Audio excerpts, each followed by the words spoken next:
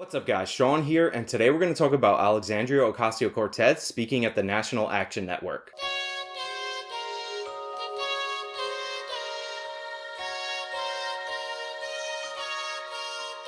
Before we get started, I do want to say thank you to everybody who joined me over on Twitter. Thank you to my patrons and my Subscribe subscribers, and the people who donate via one-time donation on PayPal. Your support really helps this channel continue, and I appreciate it way more than you know. Alexandria Ocasio-Cortez, everyone's absolute favorite congresswoman. She somehow manages to fill the role of being a strong, stunning, and brave Latinx congresswoman who's always, and I mean always, owning every conservative, Republican, racist white person, while at the same time being a perpetual victim who is constantly being attacked due to her race and gender and needs rescuing by the radical left-wing media. If she's ever asked a basic question like, what's the tax rate going to be under the policies that you're proposing? Those are biased questions on behalf of Anderson Cooper, who's just doing a hit job on behalf of the right-wing media. Do you think the Green New Deal is completely idiotic and economically illiterate? Well, congratulations, you racist. How dare you think to ask her basic questions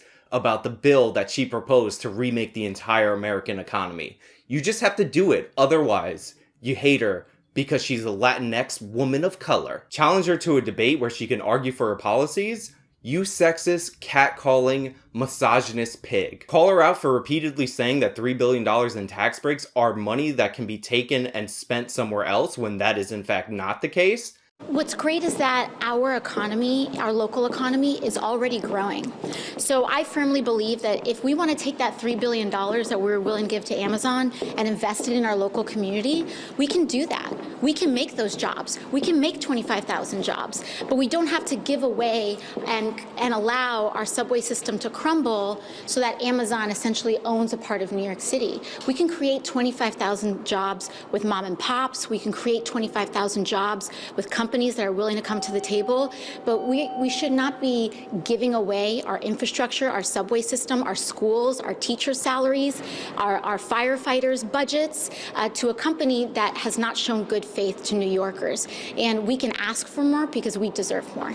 How dare you, you racist pig. You should go die in a corner. Now, while the rise of Alexandria Ocasio-Cortez has been absolutely hilarious, and we are going to get to yet another hilarious moment in her short political career, what I want to do is actually use Ocasio-Cortez's speech at the National Action Network as a jumping off point to talk about a study that came out late last year that a lot of you may not have heard of. Because it turns out that Democrats dumbing down and changing how they speak when they're talking in front of a largely minority crowd is the norm.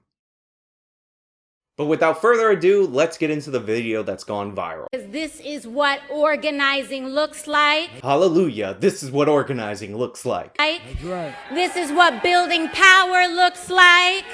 This is what changing the country looks like. It's when we choose to show up and occupy the room and talk about the things that matter most, talking about our future. This is building power, being in the room. You know, Reverend, you bring up a funny anecdote and... Please drop the knowledge about that funny anecdote, AOC. I'm proud to be a bartender. Ain't nothing wrong with that. You should be proud to be a bartender. There's nothing wrong with working retail, folding clothes for other people to buy. Ain't nothing wrong with folding clothes. There is nothing wrong with preparing the food that your neighbors will eat. Ain't nothing wrong with preparing food for your neighbors to eat. There is nothing wrong with driving the buses that take your family to work. And amen, ain't nothing wrong with driving no buses neither. Now obviously, if you've ever heard Ocasio-Cortez speak anywhere publicly ever, you realize why this clip went viral. She clearly does not talk like that. But when she got in front of the National Action Network, all of a sudden she was calling out to the Reverend, saying there wasn't nothing wrong with being a bartender.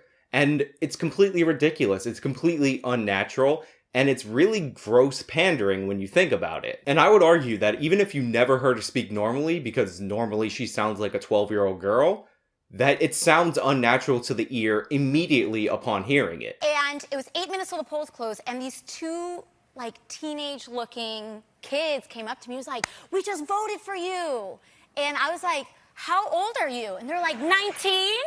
And I was like, oh, 19 years old voting in an off-year midterm primary election? I'm proud to be a bartender. Ain't nothing wrong with that.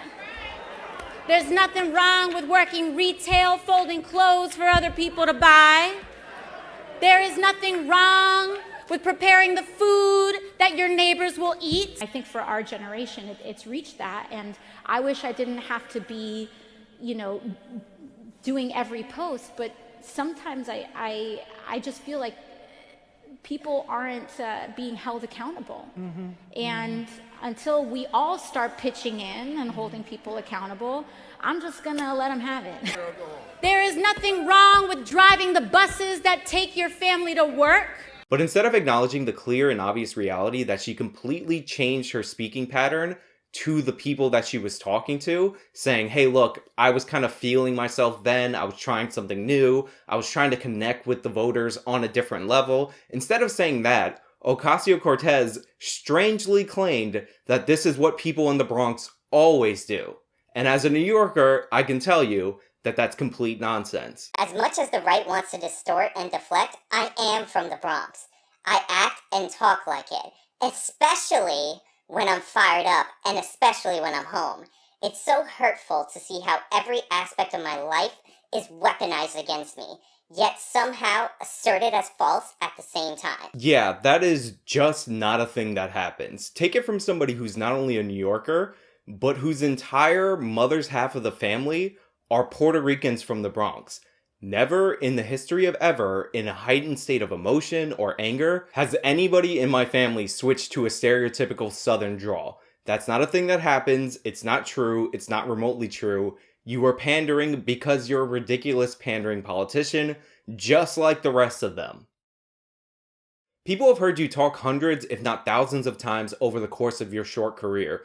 That is just not how you talk. To pretend that people pointing this out is an attack on your identity is absolutely ridiculous. If I started talking like that in one of my videos all of a sudden, or if I was doing a live speech in front of a bunch of African American people, people would notice. People would say this is ridiculous. They would play that version of me speaking against my YouTube videos here. I mean, seriously, imagine if I was invited to speak in front of a group of African Americans and I sounded like that, 100 plus videos in to you guys knowing exactly how I talk. Ain't nothing wrong with being a YouTuber.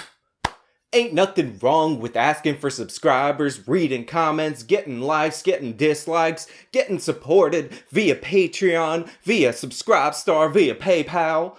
Imagine if I did that. Like, that would be completely ridiculous and completely alien to the way that I normally talk. Even though I'd argue that what I just did was way better than her weird Southern drawl accent. Because I practice. Because I'm amazing. Now, while all that's funny and it brings up memories of Hillary Clinton pandering in a very similar way in an old speech, I don't feel no ways tired. I come too far from where I started from. Nobody told me that the road would be easy. I don't believe he brought me this far to leave me. I'm proud to be a bartender. Ain't nothing wrong with that. There's nothing wrong with working retail, folding clothes for other people to buy.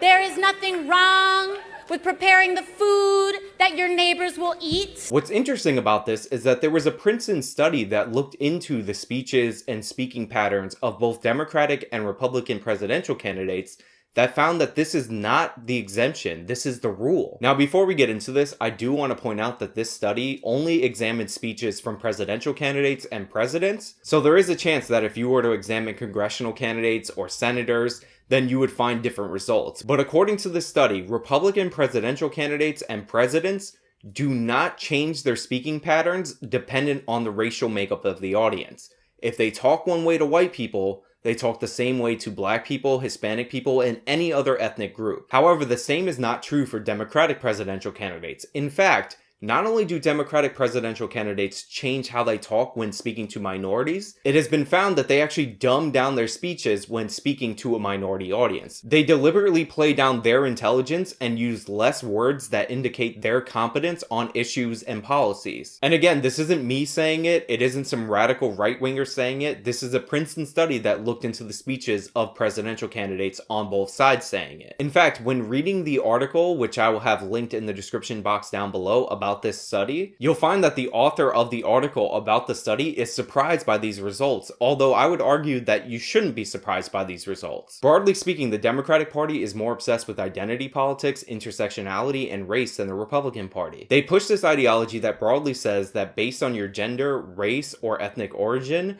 your level of victimization in this white supremacist American capitalist country can be determined. I would argue that everybody changes how they would speak when talking to somebody that they personally perceive as a victim. Like if you or I knew somebody who is the victim of a crime, we would probably be more careful in how we speak to that person. So to me, it stands to reason that the Democrats who believe and promote an ideology that says that large swaths of the American population are victims would do the same based on race, gender, and ethnic origin. So while the internet and the easy access of video is making this phenomenon more accurate to the public, you have to understand that it's not just Ocasio-Cortez, it's not just Hillary Clinton, it's not just Obama dropping the G's. It is a consistent pattern of behavior that I would argue is directly linked to the ideology of the left. Anyway, that's all I really have for you guys today. Let me know in the comments down below what you think about AOC and other Democrats pandering to minorities by completely changing how they talk. If you like this video, then please show me by leaving a like. You can subscribe for more content. Follow me on all my social medias. You can support me via one-time donation on PayPal or Patreon or Subscribestar. This has been me talking about Democrats dumbing themselves down. Till next time.